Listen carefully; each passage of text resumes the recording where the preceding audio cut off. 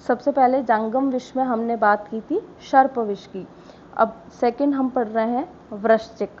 वृश्चिक बोलते हैं बिच्छू को, स्कॉर्पियो को। तो आज हम इसका आयुर्वेद पार्ट पढ़ेंगे। संहिताओं में वृश्चिक विष के बारे में क्या क्या कहा गया है, कितने प्रकार के बताए हैं, क्या उसके लक्षण हैं और क्या उसकी चिकित्सा है, वो आज हम अकॉर्डिंग टू आयुर्वेदा बात करेंगे और नेक्स्ट क्लास में हम इसका मॉडर्न पढ़ेंगे। ठीक है, तो सबसे पहले आचार्यों ने संहिताओं के अंदर जो बिच्छू है या वृश्चिक है वो कितने प्रकार का बताया है, 3 प्रकार का बताया है कि जो बिच्छू होते हैं वृश्चिक होते हैं वो 3 टाइप के होते हैं। एक तो वो होते हैं जो मंद विष वाले होते हैं, एक मध्यम विष वाले होते हैं और एक तीव्र विष वाले होते हैं। यानी कि विष के आधार पर, इनकी विष की तीक्ष्णता के आधार पर इनको 3 पार्ट में डिवाइड किया गया है। जिसका जो विष है वो कम तीक्ष्ण होगा या कम पॉइजनिंग करने वाला होगा वो मंद विष, जिसका ठीक ठाक करेगा वो मध्यम, और जिसका बहुत ज़्यादा ही सीवियर पॉइजनिंग कर रहा है वो तीव्र विष वाले होते हैं। तो फिर हम देखते हैं कि ये जो बिच्छू हैं ये उत्पन्न कहाँ से होते हैं, इनकी उत्पत्ति कहाँ से होती है। तो इनकी उत्पत्ति के बारे में आचार्य ने बोला है कि जो मंद विष वाले जो वृश्चिक होते हैं वो कहाँ से उत्पन्न होते हैं कि गाय का गोबर है वो लंबे टाइम तक कहीं पड़ा है और वो सड़ रहा है, तो गाय के गोबर के सड़ने से उत्पन्न होने वाले जो बिच्छू होते हैं वो कैसे होते हैं, मंद विष वाले होते हैं। तो इनकी उत्पत्ति भी आप थोड़ा सा 1-2 बार पढ़िएगा, बैठ जाएगा दिमाग में। तो मंद विष वाले कहाँ से उत्पन्न होते हैं, गाय के गोबर के सड़ने से। इसी तरीके से मध्यम विष वाले कैसे उत्पन्न होते हैं, कोई भी लकड़ी है या ईंट है, तो लकड़ी तो सड़ सकती है लेकिन ईंट नहीं सड़ सकती, ये समझ में नहीं आता थोड़ा, लेकिन लकड़ी सड़ सकती है। तो कोई भी लकड़ी पे कोई भी फंगस लग गया या कुछ भी लग गया, उस वजह से उसके अंदर सड़न पैदा हो गई, तो काष्ठ व ईंट के सड़ने से, तथा अगला पॉइंट सुनिएगा, सर्प के मलमूत्र से, जो सांप अभी हमने पढ़े हैं उनके मलमूत्र के सड़ने से और उनके अंडों से उत्पन्न होने वाले जो बिच्छू होते हैं वो कौन से होते हैं, मध्यम विष। तो मध्यम कैसे उत्पन्न हुआ है, यानी कि ये देखो मध्यम कैसे उत्पन्न हुआ है कि कोई लकड़ी सड़ गई, या सांप का जो मलमूत्र है उसके सड़ने से, या सांप के जो अंडे हैं उनसे भी क्या हो सकता है, बिच्छू मध्यम विष वाले उत्पन्न हो सकते हैं। फिर आती है तीव्र विष की बात। तीव्र विष वाले बिच्छू कैसे बनते हैं, ये बनते हैं, ये तो इसमें तो केवल सांप का मलमूत्र ही आ रहा था, जबकि यहाँ तो पूरा का पूरा सांप आएगा। कैसे, सर्प के मृत शरीर से तथा विष से मृत शरीर से। देखो सांप है, कोई भी पॉइजनस जो सांप है वो मर गया, तो उसके मरने के बाद उसका डिकम्पोजिशन चल रहा है, तो वहाँ पर क्या है, उससे तीव्र विष वाले जो हैं वृश्चिक उत्पन्न हो सकते हैं। या फिर कोई पर्सन जिसकी विष के कारण मृत्यु हुई है, किसी पर्सन की पॉइजन की वजह से डेथ हुई है, तो उस पर्सन के शरीर के डिकम्पोजिशन होने पर भी क्या हो सकता है, तीव्र विष वाले वृश्चिक उत्पन्न हो सकते हैं। तो ये कुछ उनकी उत्पत्ति है, इजी है। गाय के गोबर से मंद विष वाले होंगे, लकड़ी के सड़ने और सांप के मलमूत्र से मध्यम विष वाले होंगे, और पूरा ही सांप जिसके अंदर आ जाएगा कि सांप के मरे शरीर से या जिस व्यक्ति की विष से मृत्यु हुई है उससे उत्पन्न होंगे, तो वो होंगे तीव्र विष वाले। फिर है इनकी संख्या। मंद विष वाले कितने बिच्छू होते हैं, 12 होते हैं। मध्यम विष वाले 3 होते हैं और सबसे ज़्यादा होते हैं तीव्र विष वाले 15।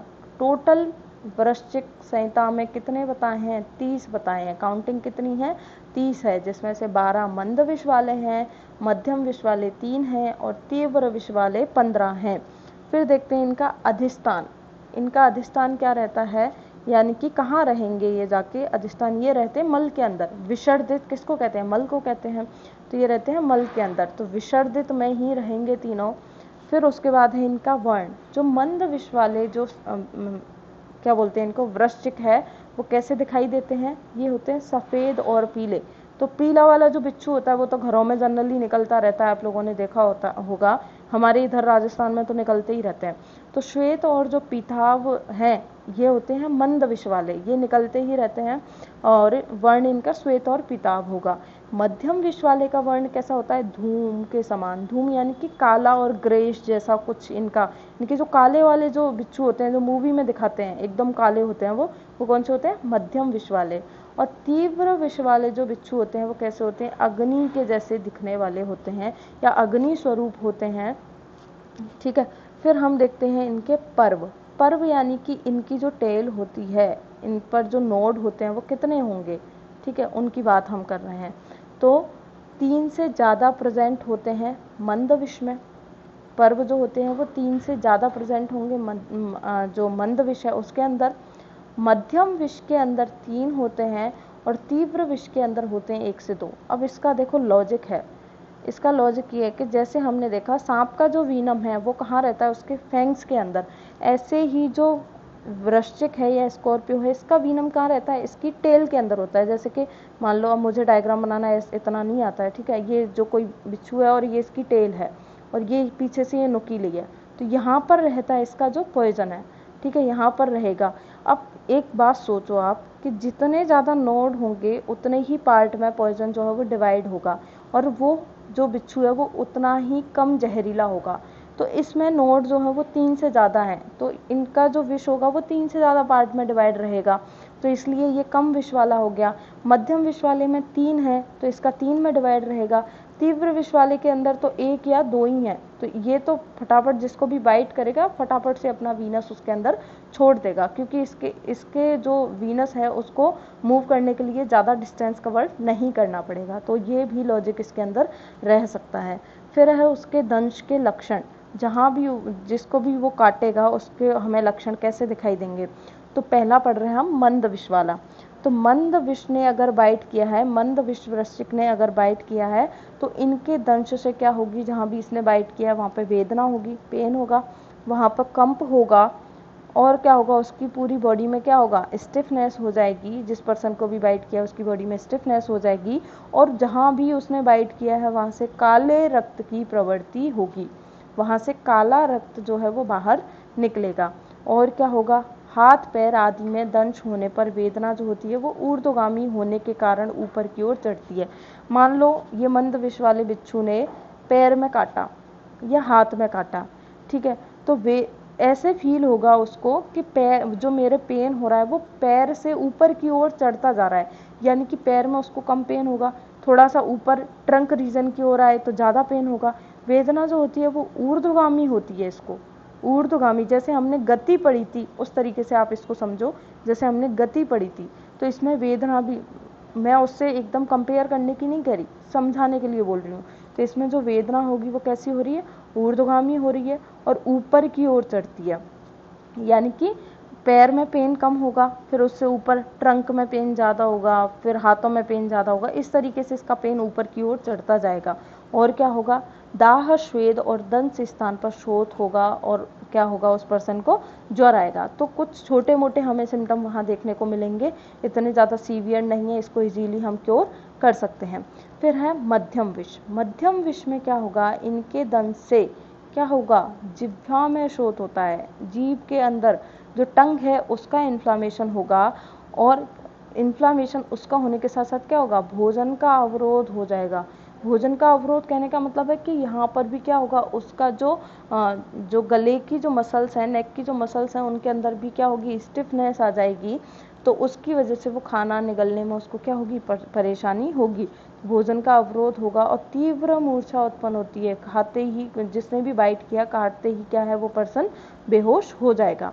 तीव्र विष वाले में क्या होगा, इनके काटने से सर्प विष वेग के लक्षण आते हैं। जैसे सर्प विष वेग के हमने 7 जो वेग पढ़े थे उसी तरीके से इसके अंदर हमें लक्षण देखने को मिलेंगे। जहाँ भी बाइट किया वहाँ पर क्या होगा, स्फोट होगा और हो सकता है जो विष है अगर वो तीक्ष्ण है तो जो स्फोट है, फपोले हैं, पूरी बॉडी में भी बन सकते हैं। दाह ज्वर आदि लक्षण भी देखने को मिलेंगे। इजी है, दाह ज्वर तो सब में ही होगा क्योंकि विष जो है वो उष्ण है, इसलिए आयुर्वेद का आप जो भी पढ़ोगे, चाहे सर्प विष पढ़ रहे हो, चाहे स्थावर पढ़ रहे हो, चाहे जांगम कोई भी पढ़ रहे हो, दाह ज्वर सब में देखने को मिलेगा आपको, ठीक है।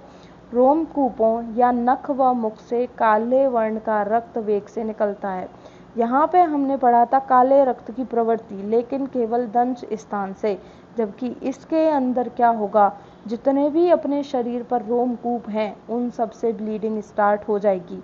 यानी कि जो एक उभयग रक्त पित्त वाली कंडीशन होती है ना, उभयज जो रक्त पित्त होता है जिसके अंदर जो है ब्लड जो है वो सभी जगह से बाहर निकल रहा है, छोटे छोटे रोमकूप से भी बाहर निकल रहा है, सेम वही कंडीशन आ जाएगी तो इस पेशेंट को बचाना इम्पॉसिबल है। अगर ये कंडीशन उसके अंदर आ गई कि उसके जो रोमकूप हैं उससे सारा ब्लड बाहर ऊज हो रहा है तो हम इस पेशेंट को बचा नहीं सकते, ठीक है। तो रोमकूप नख और मुख से काले वर्ण का रक्त वेग से निकल रहा है, और तो ये पेशेंट शीघ्र ही प्राण को त्याग देगा। यानी कि तीव्र विष वाले बिच्छू का अगर लक्षण हमें ये वाला देखने को मिला तो पेशेंट की डेथ हो जाएगी। तो ये तो रहे इसके कुछ लक्षण। फिर है इसकी चिकित्सा। चिकित्सा क्या है? मंद विष वाले की चिकित्सा एक है, तीव्र और मध्यम की चिकित्सा एक साथ करनी है। ठीक है, तो मंद विष वाले में क्या करना है? कोलू के ताजे तेल से, कोलू का तेल जो होता है उससे वहाँ पे क्या करना है, जहाँ भी दंश स्थान पर उसने काटा है वहाँ पे परिषेक करना है।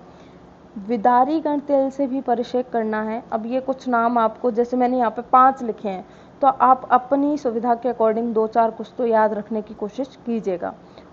शिरीष क्या होता है? विषग्नानाम श्रेष्ठम, आप अभी डीजी पढ़ के आए हो।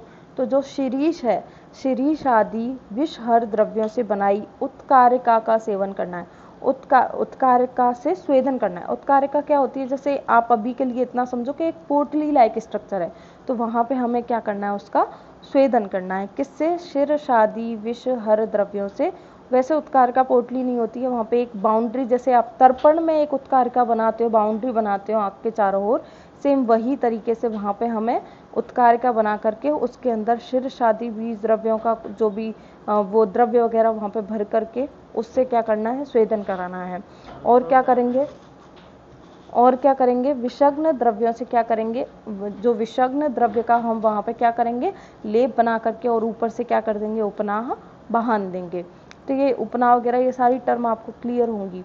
तो विषग्न द्रव्यों से उपनाह करना है, शीर्षादि द्रव्यों से उत्कारिका बना करके स्वेदन करना है, विदारी गण तेल से परिषेक करना है। और क्या करना है? त्रिजात और नाग केशर, ये भी अभी आप पढ़ के आए हो। त्रिजात के अंदर क्या क्या आता है? त्रिजात और नाग केशर से मिले हुए गुड़ का क्या कराना है? उसको शरबत पान कराना है। तो ये कुछ हम जो है उसको जनरल ट्रीटमेंट दे सकते हैं। इधर मध्यम, तीव्र और मध्यम विष में क्या करना है? दंश के चारों ओर हमें क्या करना है? स्वेदन करना है, जबकि ऐसा होना नहीं चाहिए।